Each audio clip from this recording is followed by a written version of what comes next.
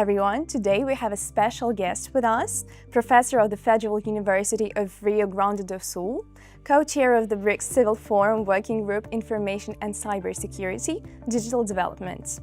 Professor is an esteemed scholar with expertise in a wide range of topics, including theory of international relations, critical security studies, BRICS, international relations of Russia, and the former USSR and Europe. Okay, Professor Fabiano, what are some of the key challenges and opportunities you foresee for Brazil and takes on the chairship of BRICS next year? First of all, let me congratulate you for the work that you've been doing with the Telegram channel Generation BRICS. I'm a follower of you and I can get my news about BRICS from your channel. And so I'm very glad to be here talking to you to see if I can contribute to this very important venue for information, qualified information on BRICS. Well, as per your question, I guess the greatest challenge of all for the Brazilian chairmanship would be to keep the same pace that the Russian chairmanship had. Russians did a very good job. The government of Russia invested resources, time and expertise so that the community around BRICS, the business community, the scholarship community, think tanks, civil society, and even the governmental agencies of all the BRICS states could engage in debates and discussions to propose alternatives to this international order that we have. So they had more than 200 events in 1 year. So it's going to be very difficult and challenging for Brazil to keep at the same level. This is, I guess, it's the major challenge. The opportunity that Brazil has is maybe that Brazil can bring some issues from the G20 that Brazil is chairing this year, 2024, to BRICS and to the BRICS discussions and to the BRICS chairmanship. But Brazil should do that realizing or thinking that BRICS is a completely different platform. While and whereas the G20 is more a platform for reflections, BRICS should be thought as a platform for taking actions and for proposing actions. So this, I guess, is an opportunity, maybe the fighting against poverty or even the taxation of the richest could be some issues that will be brought to the BRICS discussion by the Brazilian chairmanship. But if Brazil does that, Brazil needs to understand that there might be solutions for these problems or concrete proposals for these problems, which is something that is very difficult to achieve at the G20 platform that can be achieved in BRICS, in my view. Okay, and now we're moving on to the second question. How do you see the relationship between BRICS nations evolving, especially with the new countries receiving the status of BRICS partners?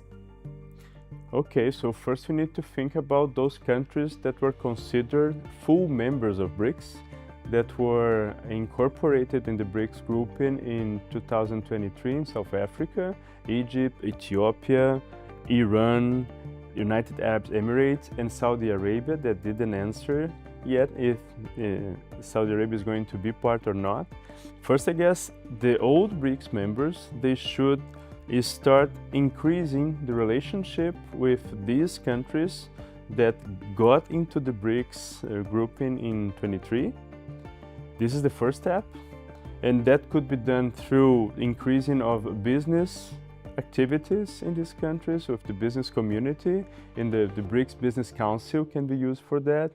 It can be done with the participation in the think tanks forum of BRICS, and it also can be done through face-to-face or people-to-people contacts within civil society.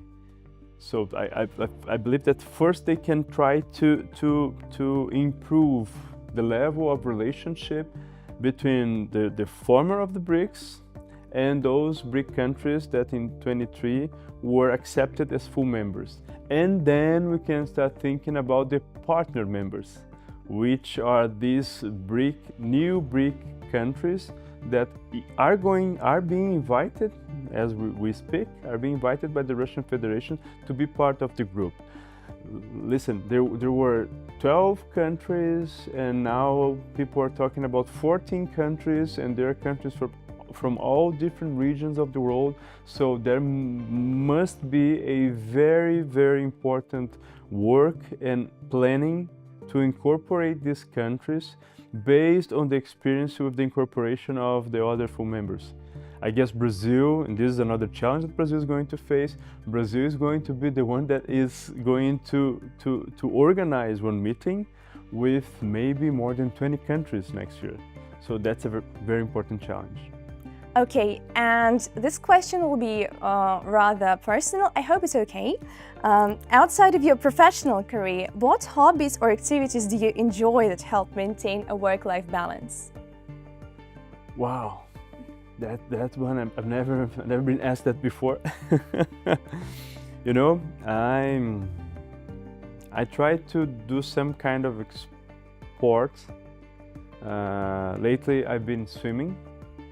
So that's very good for me to relax. For three times per week I swim, and you know there are 45-50 minutes that I don't think about anything. I'm just counting how many times I'm going from one side to the other in the pool.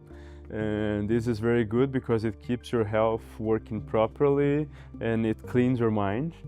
I was running before, but because I'm getting old, running, you know, it's an activity that demands too much of your body, so the impact is so strong that I had to move to swimming. And I'm also a soccer fan. Football, the Brazilian football, not the American one. I'm very into it, and I root for a soccer team in southern Brazil. It's Grêmio, that's the name, Grêmio Futebol Porto Alegrense. And when I was a kid, I used to play in the soccer team, and now I'm a fan of the soccer team. When I can, I go to the stadium to watch my team. I'm associated to the team, so I have a seat there that is mine. I can go in every match I want. But unfortunately, my team is not performing very well in this national championship. But I'm rooting that for this team, and I'm expecting that things are going to be better in the next year. But I like soccer. All right, thank you for the interview. Well, thank you very much. And please, if you're from Russia and you like soccer, start following my soccer team, Grêmio Futebol Porto Alegrense. Very good. Luisito Soares used to play, last year he played in my soccer team, which is one of the best soccer players in the world. Okay? Oh, thank you. Yeah. You're welcome.